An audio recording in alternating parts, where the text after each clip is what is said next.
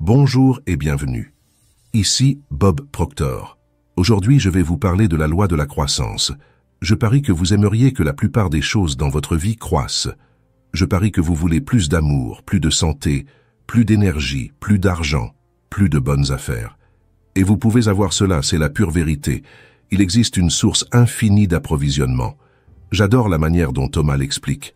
Lorsque nous traitons avec l'infini, vous ne pouvez jamais prendre plus que votre part.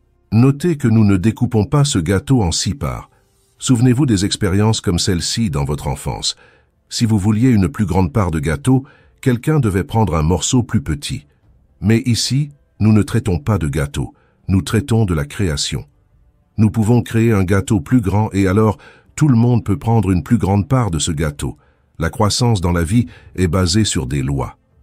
Pour ceux qui ne connaissent pas, il y a une série merveilleuse que vous avez probablement déjà vue et adorée. La science pour devenir riche.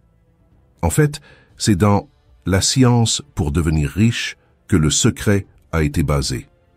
Le livre que Rhonda Byrne a reçu de sa fille, qui l'a inspiré à créer le secret, était La science pour devenir riche. Lyd Khalid m'a donné La science pour devenir riche en 1968. Peu de temps après, j'ai découvert le livre de Raymond Holv, Travailler avec la loi. Je cherchais un livre ou un programme qui expliquait la loi dans la vie pratique, au quotidien, le mode de vie des gens basé sur la manière de penser. J'avais du mal à en trouver. J'avais quelques livres sur la loi, mais la plupart d'entre eux étaient si complexes que les gens ordinaires finissaient par mourir avant de les comprendre. Un jour, j'ai été accueilli à l'aéroport de Chicago par une dame. Elle m'a emmené dans un hôtel pour faire un séminaire. À côté d'elle, il y avait un grand sac de courses en papier brun. Lorsque je suis monté dans la voiture, elle regardait ce sac. Puis elle a dit « J'ai fondé une nouvelle librairie. » J'ai mis la main dans le sac et j'ai sorti un livre vert, « Travailler avec la loi » de Raymond Holv. Je l'ai regardé et j'ai dit « Vous avez réussi à vendre un livre de plus car je vais prendre celui-ci avec moi. » J'ai attiré ce livre. Je le cherchais depuis longtemps. Dans ce livre, Holliwell parle de toute cette information que nous partageons ici. Mary Morse et moi avons vraiment étudié cela pendant longtemps et avons créé ce programme que vous étudiez avec nous. Ces vidéos sont vraiment un aperçu de ces lois. Et la loi de la croissance est une que vous devez vraiment comprendre si vous souhaitez augmenter quoi que ce soit dans votre vie. Vous devez vous plonger dans ce sujet. Dans le 7e chapitre de La science pour devenir riche, il est question de gratitude. Plus vous êtes reconnaissant, plus vous recevrez. Mais vous devez vraiment être reconnaissant. Un autre point important est que l'éloge et la gratitude vont de pair. Nous devons louer notre source d'approvisionnement, notre esprit, et l'abondance surgira dans notre vie. Maintenant, laissez-moi partager quelque chose du livre. Écoutez attentivement. Avez-vous déjà été condamné ou critiqué pour vos efforts alors que vous aviez donné le meilleur de vous-même? Vous avez vraiment essayé de faire de votre mieux, et je suis sûr que vous avez déjà vécu ce genre de situation. Je le sais parce que je l'ai aussi vécu, et je suis certain que vous l'avez également vécu. Vous vous sentez brisé et avez simplement envie d'abandonner. Peut-être avez-vous même envie de quitter le travail et de laisser quelqu'un d'autre s'en occuper. Au minimum, cette expérience éteint votre intérêt et votre enthousiasme, et vous n'avez pas envie de vous améliorer. Holliwell a mentionné comment une personne réagit lorsque les lois sont inversées. En revanche, lorsque quelqu'un vous fait des éloges, la plupart du temps, vous avez envie de vous développer et de faire mieux, en vous efforçant d'être parfait. Votre intérêt devient plus grand à cause de ce plaisir, et avec ce bonheur, vous apportez du bonheur à votre travail et à toutes les choses autour de vous. Il est bien connu que chaque plante réagit aux éloges. J'ai vu des fleurs avoir une vie plus longue et plus belle grâce aux éloges. Notez qu'une personne qui fait des éloges aux plantes a une compétence exceptionnelle en jardinage. On dit que cette personne est un jardinier né parce qu'elle crée de beaux jardins. Mais ces personnes aiment leur jardin, elles les aiment. Elles n'ont rien fait de plus que d'émaner une énergie aimante vers les plantes. Lorsque vous envoyez de l'énergie aimante à votre source d'approvisionnement, vous trouverez cette croissance et cela se produira automatiquement. Vous obtiendrez davantage. J'ai lu cela plusieurs fois et l'ai expérimenté dans la pratique, donc je sais que cette affirmation est vraie.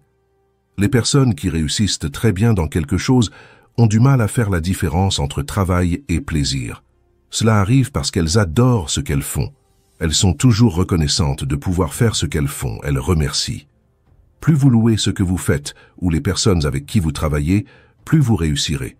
Il est prouvé que les bonnes affaires peuvent être louées pour obtenir plus de succès, et que les amis soi-disant perdus peuvent renouer l'amitié lorsque la loi de l'éloge est utilisée.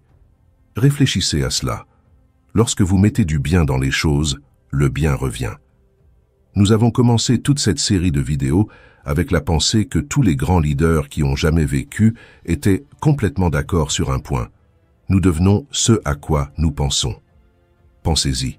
Si vous observez les choses en vous concentrant sur les inconvénients et en condamnant et critiquant tout le monde, dans quel type de vibration pensez-vous vous trouver? Cependant, si vous observez ce qu'ils font bien, vous vous concentrez sur le bien et sur les choses que vous pouvez louer. Alors, que se passe-t-il? Saviez-vous que l'enfant qui est élevé avec des critiques devient une personne très insécure? C'est un fait connu.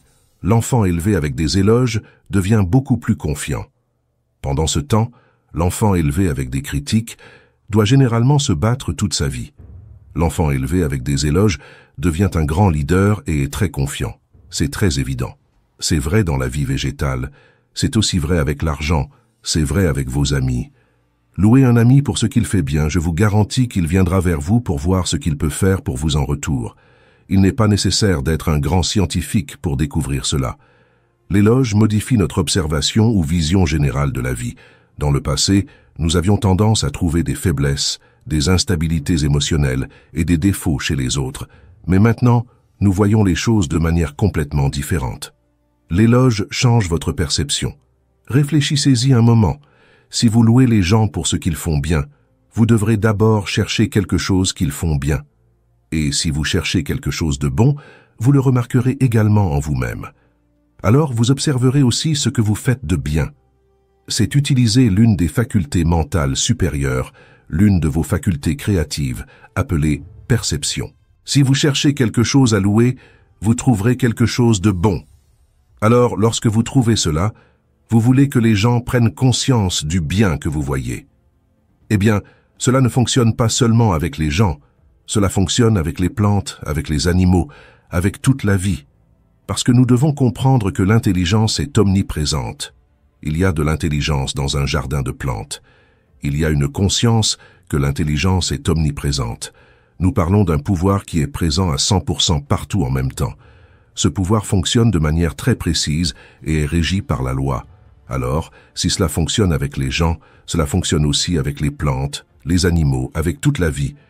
Et si nous devons louer quoi que ce soit, nous devons voir le bon côté des choses. Nous devons chercher le bien, alors nous devons louer le bien. Maintenant, si vous cherchez le mal, vous ne louerez pas le mal. Vous allez critiquer, condamner, vous vous sentirez mal, vous vous sentirez désolé pour vous-même de vous sentir mal avec les choses mauvaises. Mais si vous utilisez votre perception pour trouver le bon côté de la vie, il sera alors facile de louer, d'être reconnaissant pour les choses bonnes. Voir louer est un excellent concept. Vous savez quoi? C'est un principe fondamental qui régit la loi de la croissance. Si vous voulez augmenter quoi que ce soit dans votre vie, commencez à progresser. Soyez reconnaissant pour ce que vous avez déjà. Visualisez un grand bien vous venir. Et rappelez-vous ce dont nous avons parlé précédemment concernant la réception.